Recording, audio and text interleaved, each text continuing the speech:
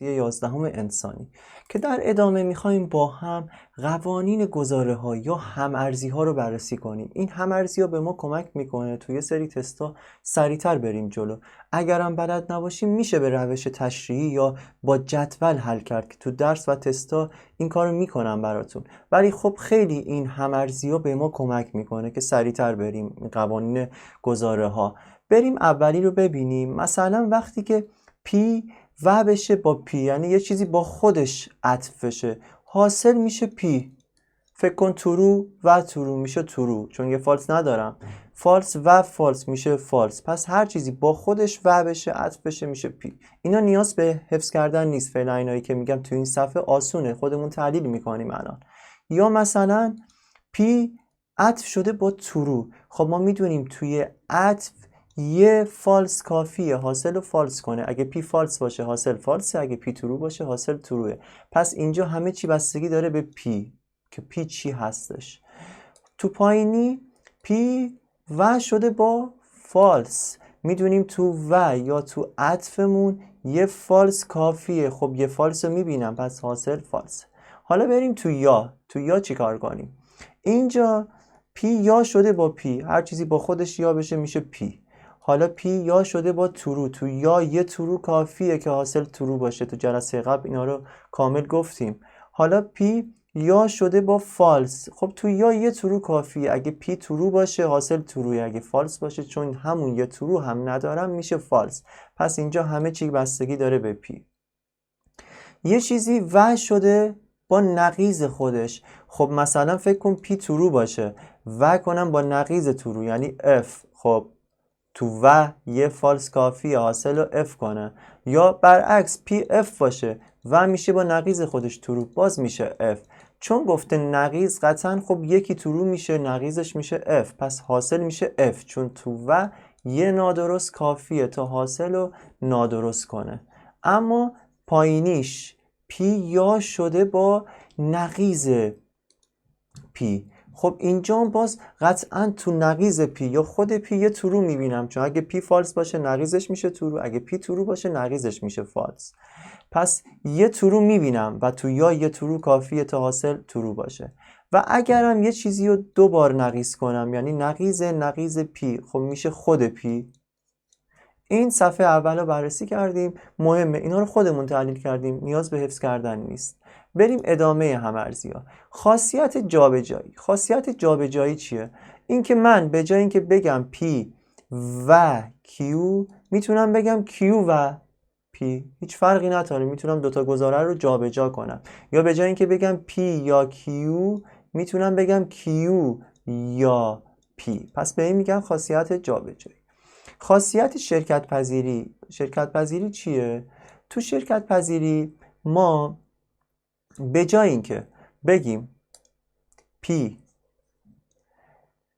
الان اینجا داریم میبینیم P و Q و R، ما میتونیم به جای اینکه این شکلی بگیم جا رو عوض کنیم، یعنی بگیم P و Q و R. درسته؟ شرکت پذیری یعنی این، میشه جاها رو عوض کرد، یعنی P و Q رو با هم و کرد، بعدم و بیرون گذاشت بیرون با R و کرد. یا همینطور تو یا میتونم بگم P یا Q یا R، به این میگن شرکت پذیری. پس تا اینجا یاد گرفتیم. در ادامه توزیع پذیری یا پخشی، جذب و شبه جذب، اینا رو میبینیم که خیلی مهمه. پخشی یا توزیع پذیری خیلی مهمه، بهش دقت کن. چی کار باید بکنیم؟ نگاه کن، بیرون و داری، به این میگیم بیرون، داخل یا داری. اینو میتونی پخش کنی، یعنی به هر دو بدی، به این صورت بنویسی P Q، با هر دو بنویسی P R، به این صورت با هر دو نوشتم. حالا اونی که داخله بیاد بیرون، اومد بیرون، و اینی که بیرونه بره داخل. خیلی اینجا رو دقت کن. پایینی نگاه کن، بیرون فصل، داخل عطف، دو تا چیز متفاوت داری. درسته؟ توی شرکت پذیری این شکلی نبود. نگاه کن تو شرکت پذیری هر دو یکی بودن. درسته؟ فقط جاها رو عوض کردیم، یه جوری شبیه جابجایی، ولی خب فرق میکنه. 3 تا چیز داریم، 2 به 2 شو عوض کردیم، این دوتا رو با هم گرفتیم، بعد این پایین هم این دوتا رو با هم و آ رو بیرون گذاشتیم و تو شرکت پذیری هر دو وه یا هر دو یاه. اما توی توزیع پذیری یا پخشی نگاه کن، بیرون الان یا، داخل و. میتونی اینو پخش کنی، توزیع کنی بین دوتا و اینطوری بنویسی پی کیو، درسته؟ پی آر. حالا اونی که اینو یادداشت کن، اونی که بیرونه بره داخل، بیرونه بره داخل پرانتز، و اونی که داخل پرانتزه، اونی که داخل پرانتز هست بیاد بیرون. اینو برای خود یاد بگیر، نکته خیلی مهمیه. خب یعنی چی؟ یعنی الان بیرون کیه؟ یا بیاد داخل، پی یا کیو، پی یا آر. داخل کیه؟ داخل پرانتز و بره بیرون. به این میگن توزیع پذیری. قانون بعدی، حالا یه تمرین حل کنیم قبل اینکه قانون بعدی رو بگیم. گفته پی یا فصل و کیو. میخوام اینو توزیع پذیری بریم، پخشی، یعنی این با این پخشه و با این پخشه و اونی که داخله بیاد بیرون، اینی که بیرونه بره داخل. یعنی چی؟ یعنی پی یا کیو این و پی یا نقیض پی. دقت میکنی؟ اینی که بیرون بود رفت داخل پرانتزا و اونی که داخله بیاد بیرون.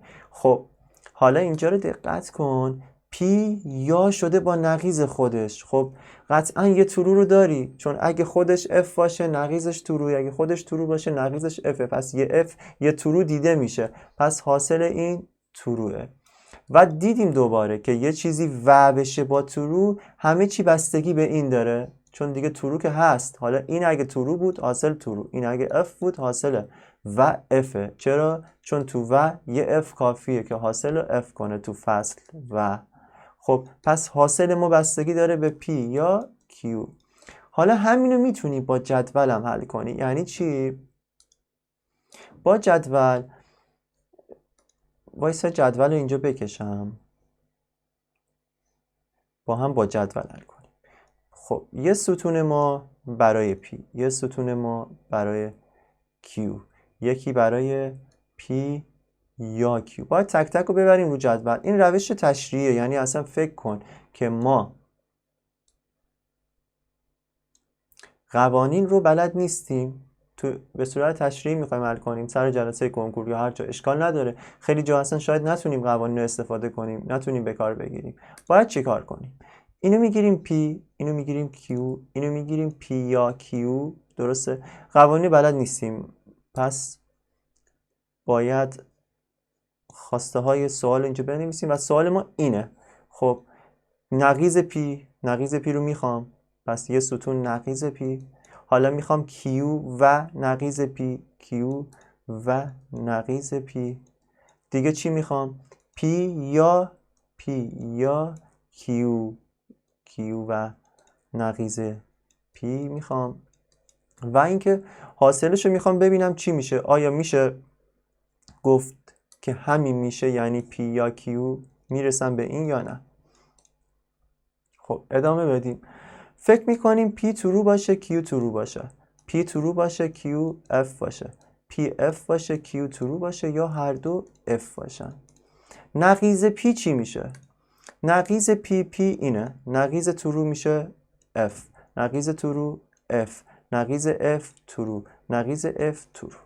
حالا در ادامه کیو رو و کن با نقیض پی، این دوتا رو با هم و کن.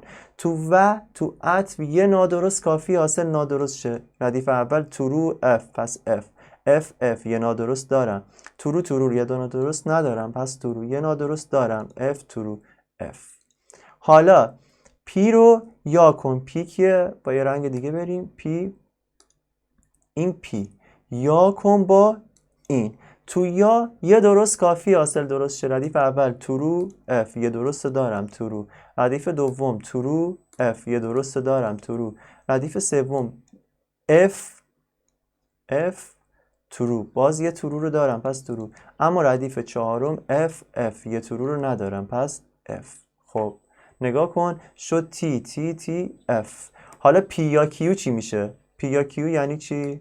یعنی بین پی و کیو یا بگیر. باز یه ترو کافیه. ردیف اول ترو، ردیف دوم هم یه ترو دارم تی اف ترو، ردیف سوم هم یه ترو رو دارم ترو، ردیف آخر اف.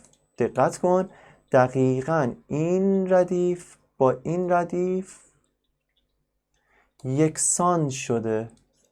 واسه همینه که اینجا ما با قوانین رفتیم به این رسیدیم. درسته؟ به این رسیدیم که این همون پی یا کیوه. پس جدولم به ما کمک میکنه که حاصل رو تشخیص بدم. پس جایی که اگه قوانین بلد نیستیم میتونیم از جدول بریم. تو مثال ها هم میشه این کارو کرد. بریم صفحه بعد. قانون جذب. قانون جذب چیه؟ خیلی دقیق گوش بده. زمانی که بیرون پرانتز پی میبینم داخلم پی میبینم، یعنی دو تا چیز شبیه هم میبینم، یه جا عطفه یه جا فصله، حاصل میشه همون چیزی که دو جا میبینم، یعنی میشه پی. قانون جذب. پایینی چی؟ بیرون پی میبینم داخل پی، دو تا چیز شبیه هم میبینم، یه جا فصل یه جا عطف. حالا برعکس، تا بیرون شده فصل، باز حاصل پیه. از قانون جذب پس خیلی مهمه. حالا از جذب مهمتر شبه جذبه. اینم خیلی بهش دقت کن. اینجا بیرون یه چیزی خودشو میبینم، داخل نقیضشو میبینم، و یه جا بیرون عطف داخل فصل، یا بیرون فصل یعنی یا داخل و خودش نقیضش. باید چی کار کنم؟ تو این حالت بیا داخل پرانتز رو همراه با علامتش خط بزن. الان اینو خط بزن، اون چیزی که داخل پرانتزه و بیرون رو میبینی یا نقیضشه خط بزن. چی مونده؟ پی و کیو. حاصلش میشه پی و کیو. شبه جذب خیلی مهمه. چی مونده؟ پی یا کیو. حاصل میشه پی یا کیو. تا اینجا این قوانین مهم رو با هم بررسی کردیم. خیلی زیبا رفتیم جلو. حالا در ادامه بریم یه هم‌ارزی خیلی مهم یاد بگیریم. اسم این هم‌ارزی چیه؟ تبدیل ترکیب شرطی به تبدیل فصلی. یعنی چی؟ شرط این بود پی اگر پی آنگاه کیو. این هم‌ارز با یک ترکیب فصلیه. دوباره بنویسم. ترکیب شرطی این بود اگر پی آنگاه کیو. اینو میشه هم‌ارز نوشت با یه ترکیب فصلی. چطوری؟ اولی و نقیض کن، نقیض پی، به جای شرط بنویس یا خود دومی. خیلی مهمه، بهش دقت کن. درسته؟ پس اولی رو نقیض کردم، به جای شرط نوشتم یا، به جای شرط یا نوشتم، اولی رو نقیض کردم، خود دومی رو نوشتم. حالا یه نکته دیگه، عکس نقیض پی یا کیو چی میشه؟ مثلا ما داریم اگر پی آنگاه کیو. اگه بگیم نقیض کیو آنگاه نقیض پی، به این میگیم عکس نقیض اگر پی آنگاه کیو. اینم نکته مهمی بود. تا اینجا درس ما برای قوانین گذاره ها یا هم‌ارزیات تموم شد. حالا باید بریم سراغ تستامون.